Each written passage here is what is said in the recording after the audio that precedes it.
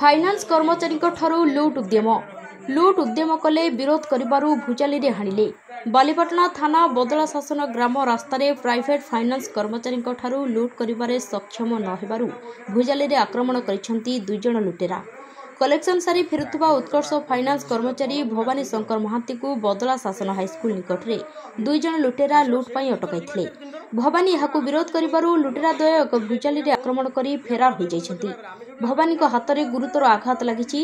स्थानीय मेडिकल में भवानी को चिकित्सा कराइछंती स्थानीय लोके। घटनास्थल में बालीपाटना पुलिस पहुंची तदंत करिछि। Bureau report Jaydev news.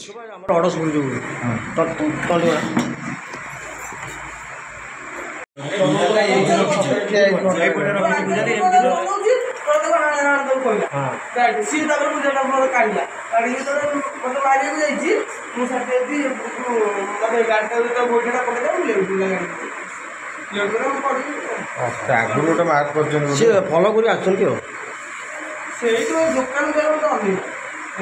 दुईथर जा तीन थर आम आस बहीचु पैसा गणुमती नजर पकड़ आम से आम तीन